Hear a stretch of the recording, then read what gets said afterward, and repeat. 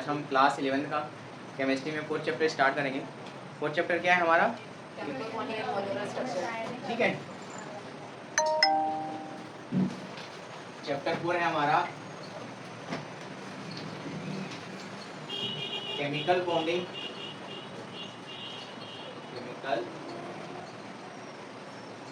Chemical bonding and molecular structure है ना, and molecular structure. Hindi में क्या है? रासायनिक आवरण एवं संरचना। दिख रहे हैं पीछे वालों को? देखो, बंध या आवरण वही है ना, रासायनिक बंध बोला जाए या रासायनिक आबंध बोला जाए, दोनों सेम है, कंफ्यूज नहीं होना। रासायनिक बंध एवं आणविक संरचना, एवं आणविक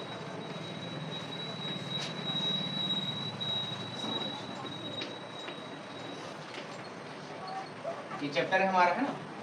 तो इसमें आपको दो पॉइंट दिख रहा है। पहला एक पॉइंट दिख रहा है रासायनिक बंध और एक दिख रहा है आणविक संरचना, है ना, केमिकल बॉन्डिंग, और एक दिख रहा है मॉलिक्यूलर स्ट्रक्चर। मतलब इसमें हमको इस चैप्टर से हमको पता चल रहा है कि हमको दो चीजों के बारे में पढ़ना है। पहला किसके बारे में? रासायनिक के बंध के बारे में, और सेकेंड आणविक संरचना या मॉलिक्यूलर स्ट्रक्चर, है ना। तो हम पहले देखते हैं रासायनिक, है ना, बंध के बारे में। पहले हम किसके बारे में देखेंगे? रासायनिक बंध। तो हमारा पहला टॉपिक हम लेते हैं रासायनिक बंध।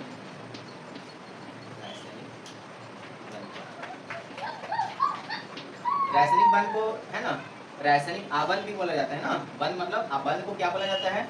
आबंध भी बोल सकते हैं, बंध को आबंध। ठीक है, याद रखना, रासायनिक आबंध भी किसे कहते हैं पूछ दिया, हाँ, या रासायनिक बंध भी किसे कहते हैं पूछ दिया, तो आपको डेफिनेशन क्या लेना है ना। इसका डेफिनेशन होता है किसी यौगिक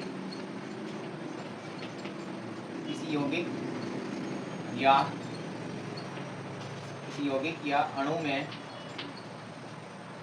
किसी यौगिक या अणु में दो परमाणुओं के मध्य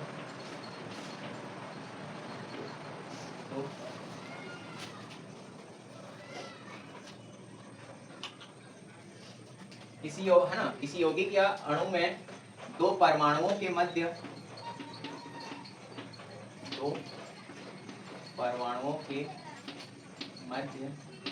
लगने वाले आकर्षण बल को ही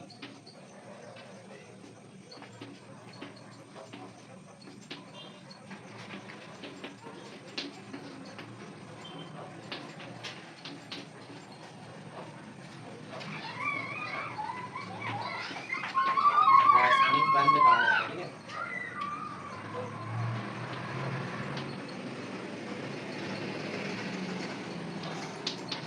इसका डेफिनेशन है ना, किसी यौगिक या अणु में दो परमाणुओं के मध्य लगने वाले आकर्षण बल को क्या बोला जाता है? रासायनिक बंध। इंग्लिश मीडियम वाले कैसे लिखोगे? द फोर्स, इसको भी लिखाना पड़ेगा, लिख लोगे। द फोर्स अट्रैक्शन ऑफ,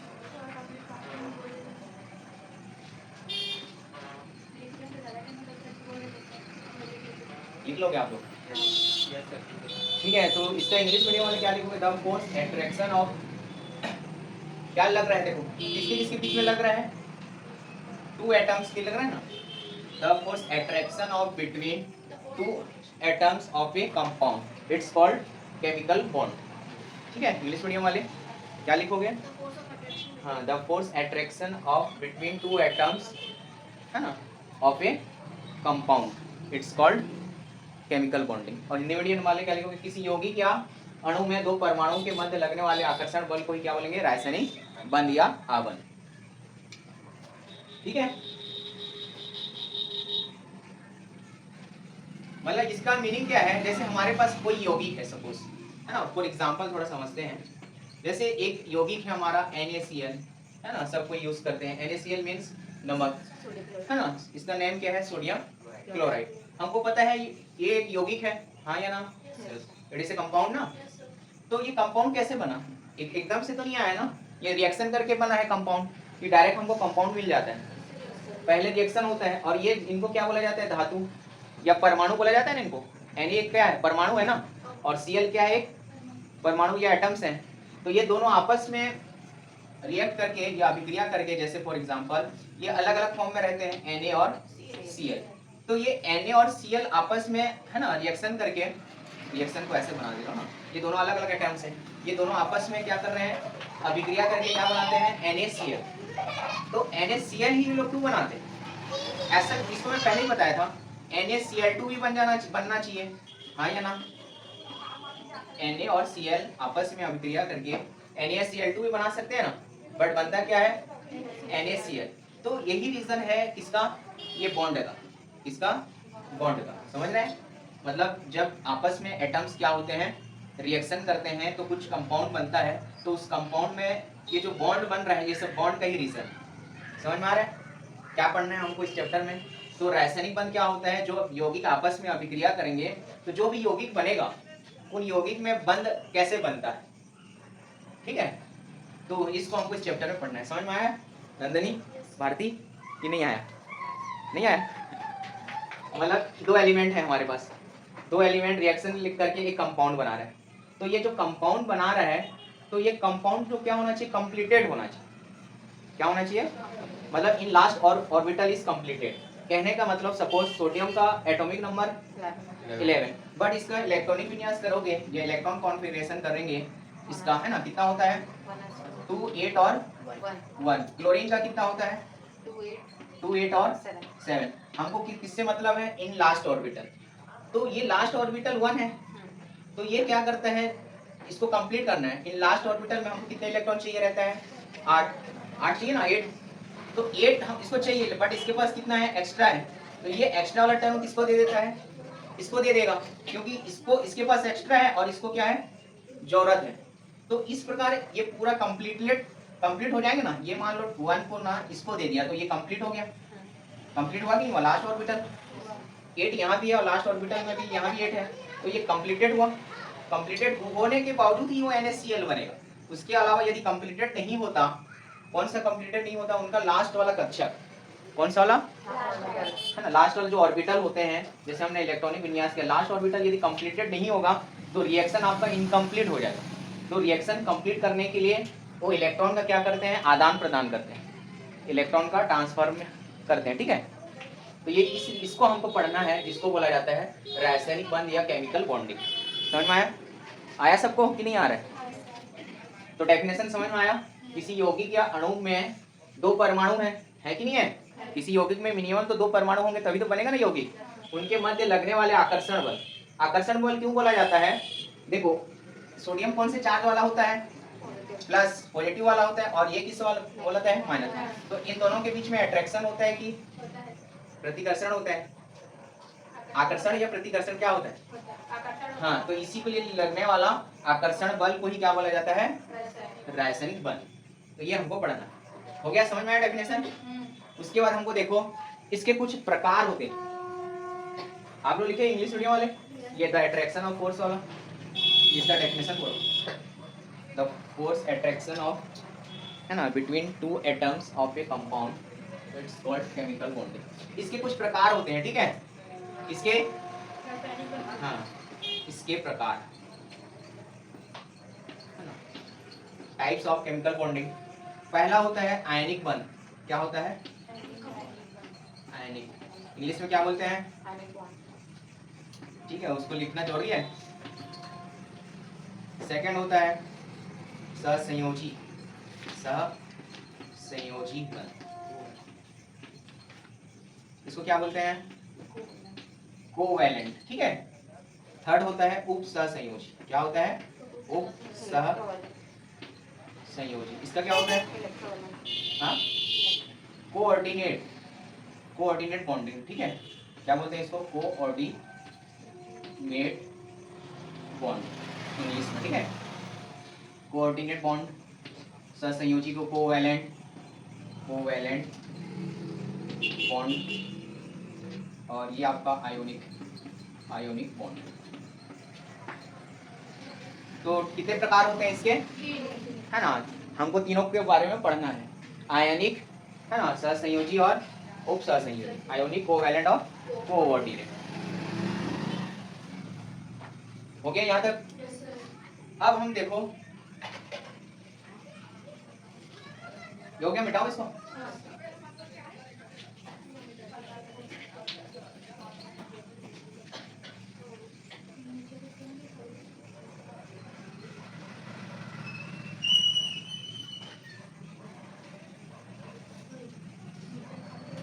तो यहाँ इसमें देखो बंद बनने का क्या कारण है हमारा, अभी जैसे मैं बताया था है ना, बंद बनने का कारण, बंद है ना, बनने का कारण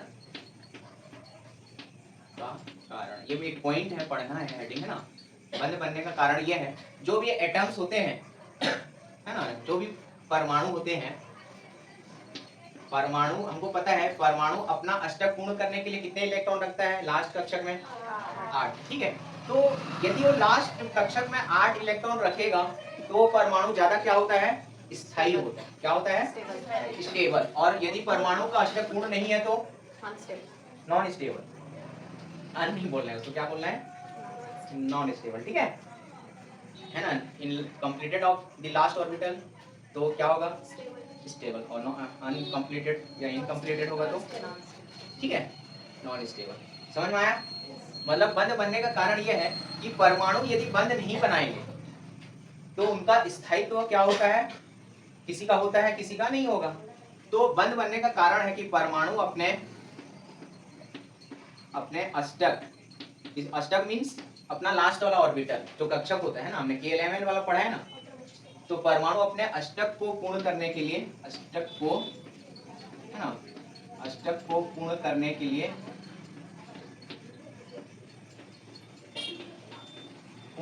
क्या करते हैं, बंद बनाते हैं, जिसे हम बोलते हैं अष्टक का नियम। क्या करते हैं, अष्टक का नियम एक है ना, लॉ ऑफ, हाँ इंग्लिश में ऑक्टेव है ना, और हिंदी मीडियम वालों के लिए अष्टक का नियम करके है। हाँ, तो अष्टक का नियम क्यों जोड़ रही है, परमाणु अपने अष्टक को पूर्ण करने के लिए इलेक्ट्रॉन का क्या करते हैं, आदान प्रदान करते हैं, ठीक है। अपने अष्टक को पूर्ण करने के लिए इलेक्ट्रॉन का आदान या स्थानांतरण करते हैं ना, एक दूसरे को देते हैं, तभी तो पूर्ण होगा ना। तो उसको बोला जाता है लॉ ऑफ ऑक्टेव या अष्टक का नियम, ठीक है।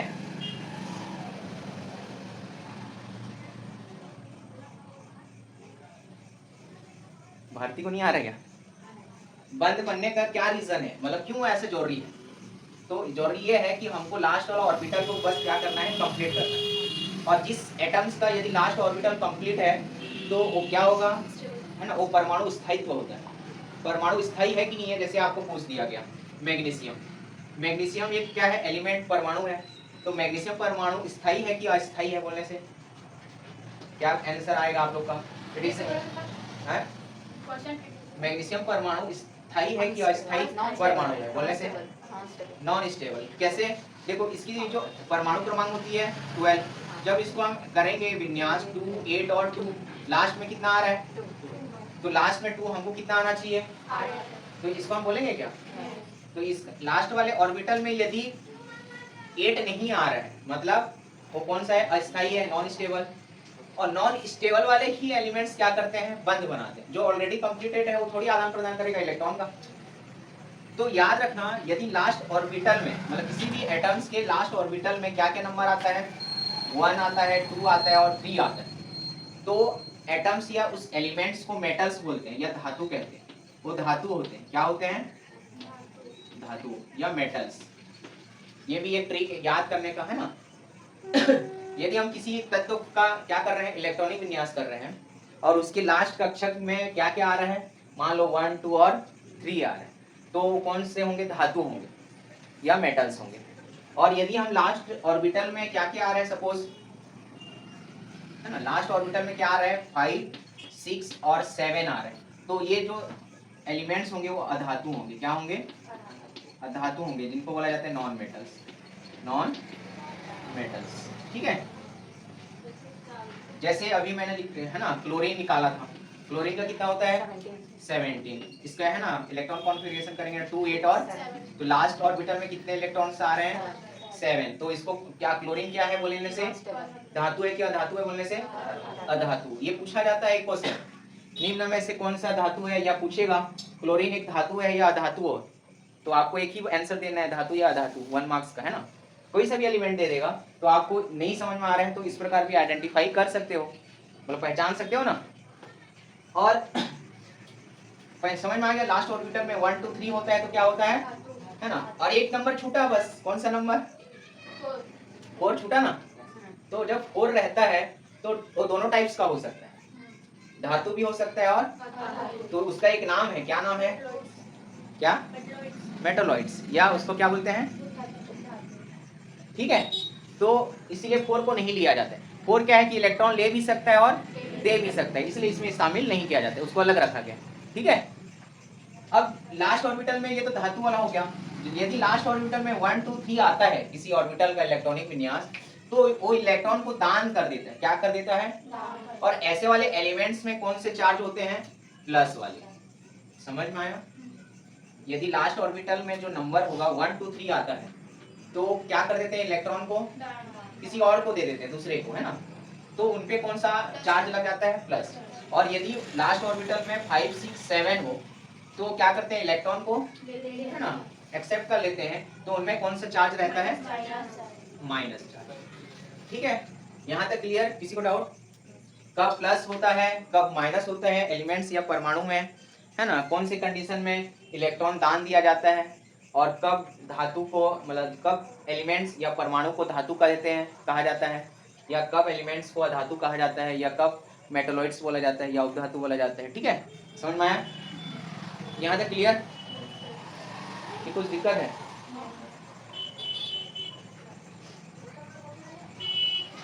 सबको आ रहा है? इधर क्या नाम है? प्रदीप। अब हम देखते हैं, हमने अभी पढ़ा था केमिकल बॉन्डिंग का प्रकार पढ़े थे। पहला क्या था? है ना, तो उसके बारे में हम थोड़ा पढ़ लेते हैं। ये बंद बनने का रीजन था ना, बनने का क्या रीजन है, क्या होता है, ये सब उसमें बताया मैंने। अब हमको पढ़ना है आयोनिक बंध। पहला है प्रकार में हमको पढ़ना है आयोनिक, ठीक है, आयोनिक बंध या आयोनिक बॉन्ड। जब किसी परमाणुओं के मध्य, है ना, जब किसी दो परमाणुओं के मध्य इलेक्ट्रॉन का स्थानांतरण या आदान प्रदान से बंध बनता है, उसको हम बोलते हैं आयनिक बंध। लिख लोगे? ठीक है, इंग्लिश मीडियम वाले कैसे लिखोगे? गेन और लॉस और कैसे लिखोगे? व्हेन और बॉन्ड इज फॉर्मेड, बॉन्ड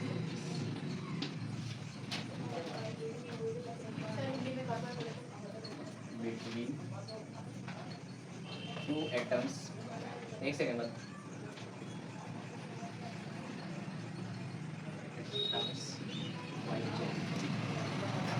इस राइटिंग समझ में आ रहा है कि नहीं आ रहा है? इंग्लिश वालों को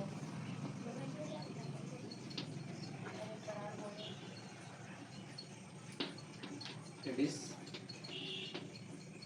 चलो अब इंग्लिश वालों को लिखा दे रहा हूँ।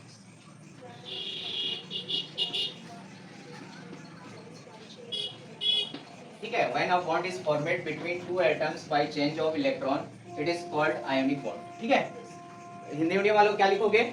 जब किसी दो परमाणुओं के मध्य इलेक्ट्रॉनों का स्थानांतरण या आदान प्रदान, ब्रैकेट में आदान प्रदान भी लिख सकते हो, से बंध बनता है, तो उसे हम बोलते हैं आयनिक बंध। ठीक है,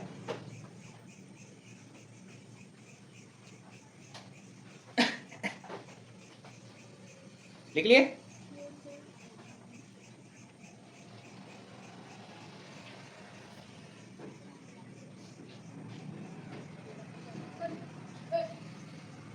हिंदी मीडियम लिख लिए? है ना, ये समझ में आया भारती? है ना, when a bond is format, मतलब एक फॉर्मेट में बनेगा, है ना, कुछ भी नहीं। टू एटम्स बाय, है ना, दो एटम्स के बीच में किसका होगा? चेंज ऑफ इलेक्ट्रॉन, इलेक्ट्रॉन का क्या होगा? है ना, लेन देन होगा, तो उसको बोलते हैं आयोनिक बॉन्ड। ठीक है, जैसे सपोज इसका फॉर एग्जांपल देख लेते हैं ना, थोड़ा ऊपर ही सुबह दे रहा हूँ।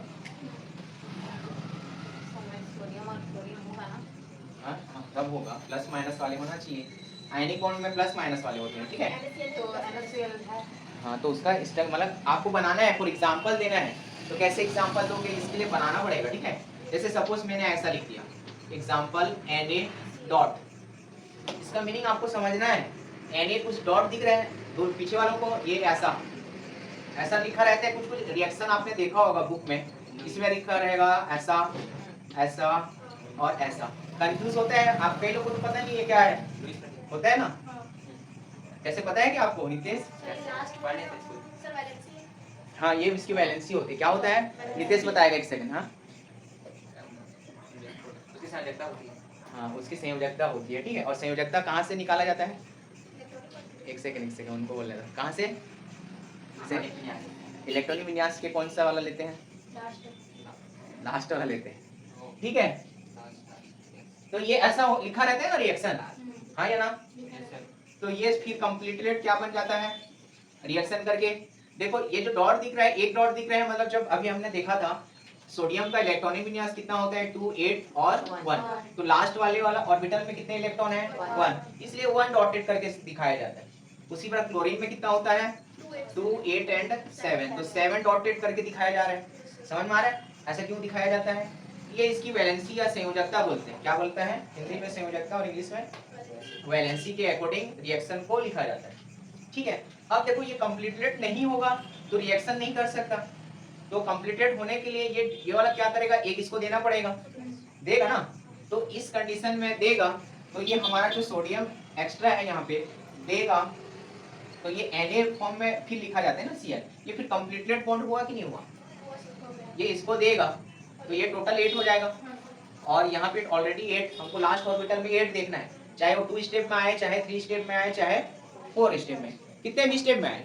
स्टेप मतलब कहने का मतलब ये है, जैसे हमने देखा है इलेक्ट्रॉनिक विन्यास बोर वाला आपने पढ़ा है कि 11 वाला, बीच में क्या होता है प्रोटॉन होता है ना, प्रोटॉन का नंबर यहाँ पे सपोज 11 p है, इसके फर्स्ट वाले में कितने होना चाहिए 2 इलेक्ट्रॉन, ये ऐसा लेते हो आप लोग 10th क्लास में पढ़े होगे है ना, 10th में पढ़े होगे, 9th में पढ़े होगे। फिर लास्ट वाले में कितना होता है 2 के बाद 8, मतलब ये 1 2 3 4 5 6 7 और 8, ऐसा ऐसा स्ट्रक्चर बनाते हो ना, तो आपको ऐसा भी स्ट्रक्चर बनाने बोला जाए तो बनना चाहिए। जैसे क्लोरीन में कितना होता है 17 प्रोटॉन होते हैं, ये एक हो गया, तो पहला में कितने हो गए 2, उसके बाद 8 है ना 1 2 3। ये इजी लग रहा है, कई लोग को आता नहीं है, ये सबको आ जाता है, आ जाता है तो अच्छी बात है। और एक आएगा क्या आएगा फिर से है ना, फिर से 8 आएगा ना, कंप्लीट वाला ले रहा हूँ, ये वाला ले रहा हूँ डायरेक्ट, ठीक है। तो लास्ट वाले में कितना आ जाएगा, तो आपको ऐसे बना के शो करना है एग्जाम्पल में, ठीक है। तो इसको माना जाता है, इस रिएक्शन को हम इस फॉर्म में लिख सकते हैं। सपोज ए हमारा जो है कौन से चार्ज वाला होता है प्लस, तो उसको हमने ए प्लस मान लिया, इसको हमने क्या मान लिया, इस एलिमेंट को प्लस वाले को ए प्लस और नेगेटिव वाले को बी माइनस मान लिया। टेंस टू क्या बन रहा है ए भी लिखो, या डायरेक्ट आप लिखना चाहो तो ए प्लस बी माइनस बी करके लिख सकते हो। वो ये एलिमेंट्स हैं, बट इधर आके जो रिएक्शन होके बन रहा है वो क्या है कंपाउंड है, यौगिक या अणु है, ठीक है। तो ये इसका स्ट्रक्चर फॉर्मूला करके भी लिखा जा सकता है और ऐसा शो किया जा सकता है। समझ में आया? उसके बाद जैसे फॉर एग्जांपल सोडियम और ऑक्सीजन मिलके क्या बनाएंगे, कौन सा यौगिक बनाएंगे, स्ट्रक्चर क्या होगा, सोडियम ऑक्साइड बनाएंगे, तो स्ट्रक्चर क्या होगा, चलो बताओ भारती। सोडियम बनाएंगे, हाँ सोडियम बनाएंगे, लेकिन ये स्ट्रक्चर फॉर्म में ही बताओ ना। Na O6 O3 क्या, हाँ कितना NaO कितना, बोलो ना, फिर डर क्यों रहे हो, 3 बोल रही है, आप कितना बोल रहे हैं, ये इनका आंसर हो गया। और किसी का कोई आंसर? हाँ अच्छे से बोलो ना यार, सोचते रहते हो। सोडियम और ऑक्सीजन मिलके कौन सा कंपाउंड बनाएंगे, कौन सा यौगिक बनाएंगे, तो सोडियम ऑक्साइड नहीं पूछ रहा हूँ, स्ट्रक्चर फॉर्म में पूछ रहा हूँ, फॉर्मूला फॉर्म में नहीं, ये स्ट्रक्चर ऐसे फॉर्म में बताने बोलो, जैसे इन्होंने बताया NaO3, आप कैसे क्या बोल रहे हो, सेम ही बोल रहे हो, हाँ पता नहीं था, हाँ बोल देते हो आप बताओ नीरज, बैठे बैठे बताओ क्या होगा, बस NaO रहेगा, हाँ कहीं चलो। और किसी का कोई आंसर है क्या, NaO, और किसी का कोई दूसरा आंसर, ये सब इसी में आ गए, पीछे वाले बताओ तो, ऐसी होगा कि और कुछ होगा अपने से सोच के, और कोई बोल सकता है क्या, सब 2 होगा NaO2 हाँ चलो एक आंसर आ गया NaO2। और किसी का? और कोई बोलेगा बताओ ना। देखो कितने आंसर आ गए 1 2 और 3। इसमें से तीनों करेक्ट है। सर ये वाला सही है। कौन सा वाला? ये वाला? हाँ ये वाला सही है। कितने लोग सही बोल रहे हैं? हाथ ऊपर करो थोड़ा देखता हूँ। कुछ तो बोल ही नहीं रहे हो। किस एक, ये मोनिका 2। और बताओ। हाँ लास्ट वाला NaO2 वाले कितने लोग हैं जो सही है बोल रहे हैं? 1 2 3 4 5। अब बाकी लोग कौन सा सही है बोल रहे हैं? Na ये वाला Na वाला। इसमें से एक भी सही नहीं है। हाँ देख रहे हो तुम लोग। इसीलिए हमको पढ़ना जरूरी है आयनिक बंध। क्या पढ़ना जरूरी है? ताकि आपको स्ट्रक्चर बनाने आया, मतलब सीखो कम से कम बनाने आ जाए। समझे भारती? देखो इसमें से एक भी आपका करेक्ट आंसर नहीं है। क्यों नहीं है इसको बता रहा हूँ ना। इसको मिटा कर आपका आंसर भी रहे तो हम देखते हैं क्या करेक्ट आएगा। देखो अभी किसकी किसकी हमको रिएक्शन लेनी है? सोडियम और ऑक्सीजन। सोडियम और लेना है ना। सोडियम का कितना होता है? अभी हमने देखा 281, मतलब ये क्या होता है? लास्ट में 1 आ रहा है। इसका कितना होता है? 2 और 6। तो इस कंडीशन में मैं बताया था लास्ट में 1 आता है तो ये देने का काम करता है और ये क्या करता है? लेने का काम करता है। समझ रहे हो? तो इसको कितना हमको लेगा? ये आपके पास ये 1 है, ये कितना लेगा तो कंप्लीट हो जाएगा? 2 चाहिए। समझ रहे हो? ये टेंशन है ना। इसको कितना चाहिए? बट इसके पास तो एक्स्ट्रा है ही नहीं देने के लिए। है क्या एक्स्ट्रा देने के लिए? कि है? एक नहीं है सर, एक ही है। हाँ वही बोल रहा हूँ, पूछ रहा हूँ। दे ये और दे सकता है क्या इसको? तो ये कहाँ से लाके अपना लास्ट वाला ऑर्बिटल कंप्लीट करेगा? अष्टक तो पूर्ण करना जरूरी है। तो कैसे करेगा पूर्ण? हाँ बंद बना के। बट कैसे बंद बनाएगा? सोडियम अपना एक अणु रखेगा और ऑक्सीजन अपना एक अणु रखेगा। दोनों रखेंगे एक दूसरे का, फिर बॉन्ड बन जाएंगे। देखो ऐसा भी तो हो सकता है एटम्स, ये जो सोडियम का नंबर को हम बढ़ा देते हैं। यहाँ पे एक ही सोडियम है और एक सोडियम एक ही इलेक्ट्रॉन दे सकता है। तो यहाँ पे हम सपोज सोडियम को 2 ले लेते हैं। 2 ले सकते हैं तो ये कंप्लीट हो जाएगा कि नहीं होगा? हो जाएगा। तो उस कंडीशन में कितने इलेक्ट्रॉन दे रहा है? ये 2 दे रहा है। तो सपोज इसकी जो वैलेंसी होती है 1 और इसको कितना लेना था? 2। तो इस कंडीशन में ऐसा क्रॉस हो जाता है। तो ये आपका डायरेक्टली आंसर जो फाइनल आंसर बनेगा Na2O बनेगा। क्या बनेगा? Na2O। किसी का आंसर मैच है इसमें? है? तो देख लो, इसीलिए पहले आपको उसकी वैलेंसी चेक करो क्या है, ऑक्सीजन की वैलेंसी चेक करो, फिर इनका क्रॉस मल्टीप्लाई हो जाता है। सपोज सोडियम का जो वैलेंसी है, मतलब ऑक्सीजन की जो वैलेंसी है वो सोडियम के साथ इंक्लूड हो जाता है, वो भी नीचे में, सामने यूज नहीं करना है। समझे? और ऑक्सीजन का किसकी वैलेंसी ले रहा है? मतलब ऑक्सीजन सोडियम का ले रहा है ना इसको, तो ये सोडियम के साथ इंक्लूड हो जाएगा। बट 1 को तो ऐसे नहीं लिखा जाता ना, Na2O1 मतलब O1 ऐसे लिखा जाता है क्या? O है मतलब सिंगल है, इसलिए O को नहीं दिखाया जाता है। बट वो O मतलब 1 है ना वहाँ पे। तो इस प्रकार रिएक्शन होता है। समझ में आया? बन जाएगा। जैसे एल्युमिनियम और क्लोराइड क्या बनेगा? कौन सा रिएक्शन बनेगा? एल्युमिनियम और क्लोराइड कौन सा रिएक्शन बनेगा? जल्दी बताओ।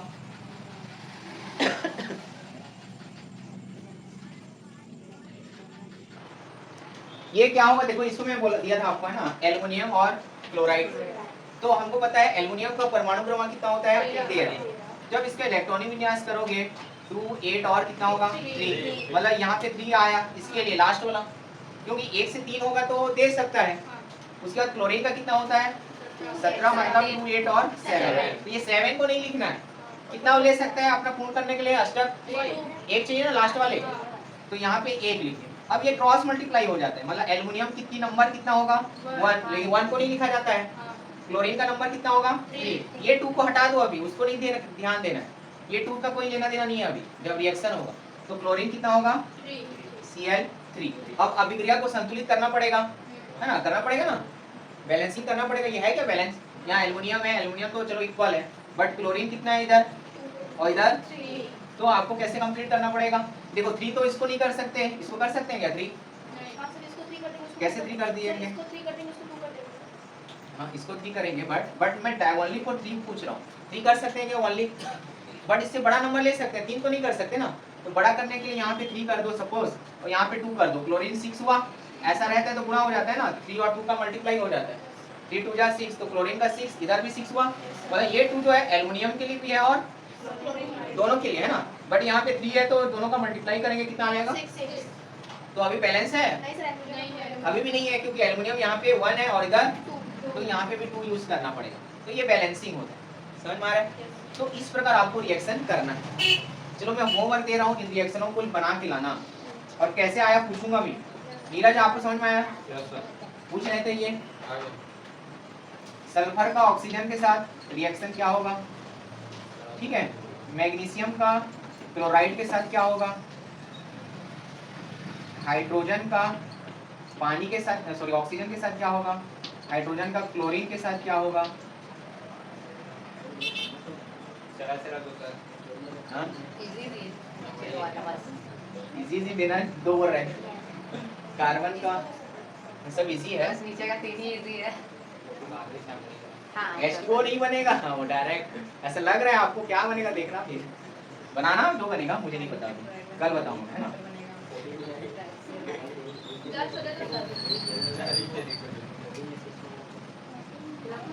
कितना दोगे?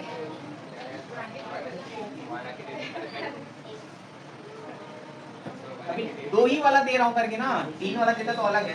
तो ये कितने क्वेश्चन हो गए? 6 बना के लाना, इतना इतना बना के लाना, ठीक है। तो ये आज के क्लास में जो हमने पढ़ा टॉपिक, किसी को डाउट? ये सब डेफिनेशन कल पूछूंगा। रासायनिक बंध किसे कहते हैं, उसके कितने प्रकार होते हैं, है ना, और हमको अष्टक नियम भी बताया। अष्टक नियम, और जो धातु होते हैं कब स्टेबल होते हैं और कब नॉन स्टेबल होते हैं, मतलब कब स्थायी होते हैं और कब अस्थायी होते हैं, है ना। कौन सी कंडीशन में धातु जो है बंध बनाते हैं, स्थायी अवस्था में या अस्थायी अवस्था में? अस्थायी अवस्था में, नॉन स्टेबल फॉर्म में रहेंगे, उस कंडीशन में क्या करते हैं वो लोग, बॉन्ड बनाएंगे धातु। तो ये सब इतना टॉपिक कल पूछूंगा मैं, ठीक है। तो आज की क्लास के लिए इतना, फिर नेक्स्ट हम, है ना, आगे हम नेक्स्ट क्लास में कंटिन्यू करेंगे, है ना।